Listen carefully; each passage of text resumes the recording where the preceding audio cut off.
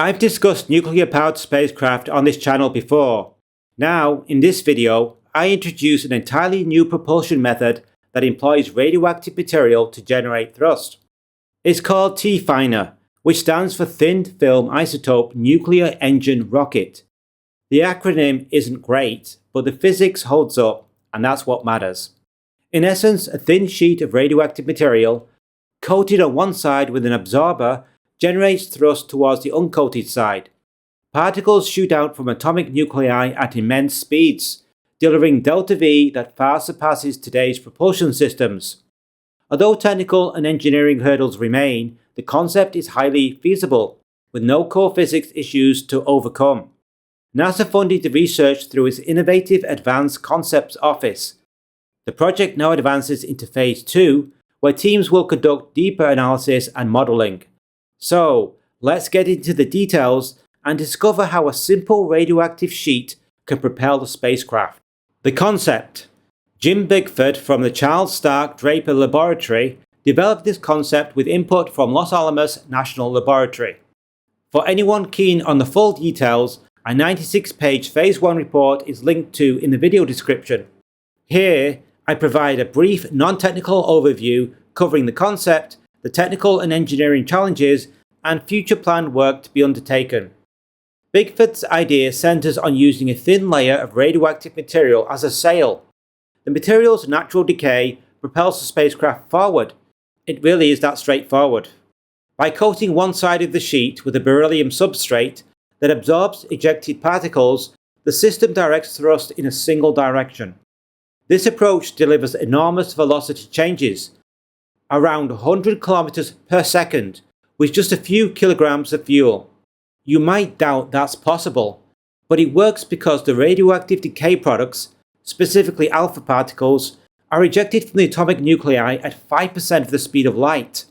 That equates to 16,000 kilometers per second, which vastly outperforms not only chemical rockets, but also ion thrusters. It represents a completely new category of propulsion. A single-stage design easily achieves 100 km per second, while more advanced multi-stage versions could hit 120 to 150 km per second. Looking at the rocket equation shows the direct link between exhaust velocity and delta V. On the right-hand side sits the mass ratio, the spacecraft's initial mass divided by its final mass once the fuel decays. While the mass ratio is modest, the enormous speed of the alpha particles gives a much higher delta V than other types of propulsion. We calculate fuel efficiency simply by dividing the ejected particle's speed by Earth's gravity, roughly 10 meters per second squared. For thorium-228 fuel, this yields a specific impulse, or ISP, of 1.6 to 1.8 million seconds, compared to 300 to 450 seconds for chemical propulsion. This high delta V means TFINER can escape the solar system, which requires about 12 km per second beyond Earth's gravity. Chemical engines could never manage this, as they would require billions of tons of fuel. TFINER achieves it with just a few kilograms. This propulsion system's impressive speed allows spacecraft to intercept interstellar visitors, such as the Atlas interstellar object currently passing through our solar system and other such objects. Another intriguing possibility involves reaching the solar gravitational lens, where the Sun magnifies distant objects to an extreme degree. This lensing effect kicks in only at distances of 550 astronomical units or beyond. That equates to 550 times the Earth-Sun distance. For comparison, Voyager 1 has travelled just 167 astronomical units, highlighting the need for an entirely new propulsion class to access these vast reaches. Bigford's Phase 1 work now extends into a fresh Phase 2 study, which refines the mission design. This phase includes thruster experiments and, with the help of Los Alamos, clarification of what the study terms isotope production paths. The amount of propulsion can be scaled up or down by changing the size of the thrust sheet. The design employs a 10 micron thick sheet of thorium-228 radioisotope film, comprising 3 layers with the active radioisotope fuel positioned in the middle. The baseline design uses a 400-meter tether to link the thrust sheets to the payload module. The decay cascade chain produces daughter products. The initial fuel, thorium-228, has a half-life of 1.9 years, with the daughter products having half-lives ranging from 300 nanoseconds to 3 days. A 35-micron thick beryllium absorber guarantees unidirectional thrust, channeling the effective force towards the sheet side opposite the beryllium layer. Manipulating the tethers can control trajectory, allowing thrust vectoring. A staged concept design is created by carefully choosing radioisotopes whose decay products remain radioactive, thereby sustaining thrust generation. How much depends on the half-life. A winch on the payload module can pull in or let out a tether to change the sail angle relative to the payload. This operates in a similar manner to trimming the sail of a boat. The difference is the pressure comes from nuclear exhaust rather than wind. A critical area of the propulsion system is spacecraft pointing and control. The report mentions vectoring using multiple foldable sheets, which can be folded or unfolded as needed. The baseline concept uses 30 kilos of thorium-228 in a sheet area measuring over 250 square meters. This configuration would provide a delta V of 150 km per second for a 30 kilo payload. For longer duration missions, the fuel could be switched to a radioisotope with a longer half-life. The study mentions actinium-227, but other isotopes are possible. Picking the fuel for a specific mission profile is important. For instance, a short half-life provides higher thrust at the beginning of the mission, but lower thrust later on. This could be perfect for some mission scenarios. For instance, for interstellar objects, it's important to get to the object quickly, but then you want to linger close to the object for a long time to study it. The Phase 2 study will consider more analysis of the thrust sheet, fuel production and spacecraft design. Northwestern and Yale universities are joining Bickford's team to operate a 1 square centimeter thruster to demonstrate and validate the force models and better understand the sheet's electrical charging behavior. Draper Laboratory are expanding their work with Los Alamos National Laboratory to explore new production techniques for fuel production, which is another key challenge for this propulsion system. This propulsion system opens up regions of the outer solar system that currently lie beyond our grasp. It enables the interception of fascinating interstellar objects and supports robotic missions to the outer solar system without needing gravity assists or the need to take account of planetary alignment windows. One key advantage of this system is how easy it is to slow down. Simply flip the thruster sheet to change the direction of the thrust. Solar sails or beamed sail concepts cannot achieve this, but it's trivial to do with a TFINER system.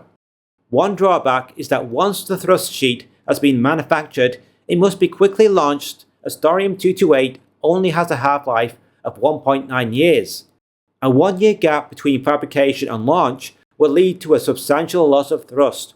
So, ideally, the thrust sheet is only fabricated just before launch. Packaging the thrust sheet before launch is also a complication.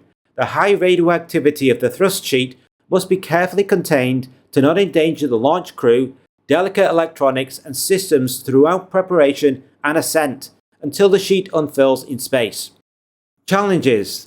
There are quite a few technical and engineering challenges to turn TFINER into a working propulsion system. Isotope production and integration. Los Alamos National Laboratory assisted the team in grasping the complexities of isotope production. Although producing the required radioisotopes is feasible, it demands a 100 megawatt class accelerator to yield adequate quantities. Such an accelerator would generate about 1 to 2 grams of actinium-227 and radium-228 daily. This setup could produce several kilograms of suitable fuel annually. Launch safety. Launch safety poses another key issue, with a projected 10-year approval process due to contamination risks in accident scenarios.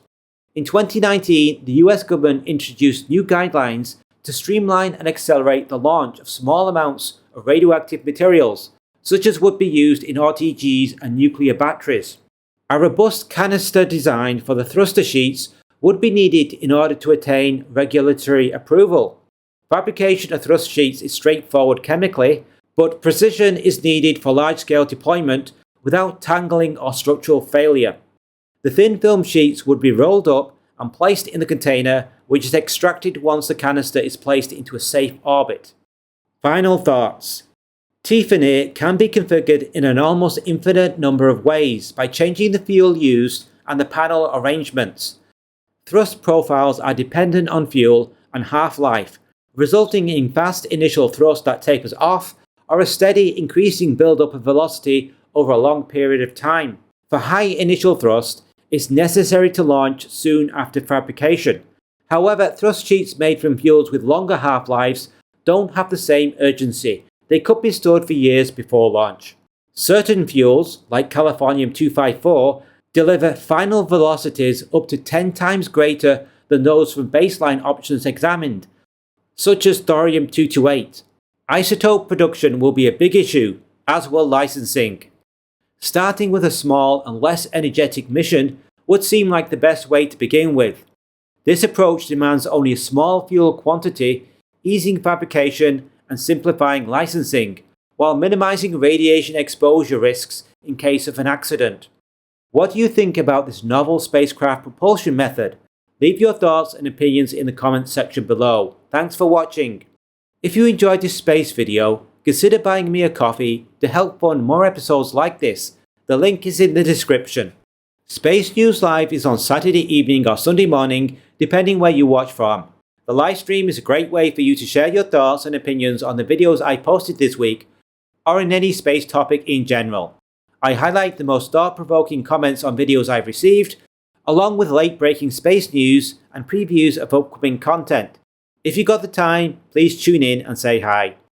Be sure to like and subscribe so you'll see our upcoming videos. We make videos every week covering the space industry, with an emphasis on the smaller space startups that aren't covered so well on other channels. See you soon.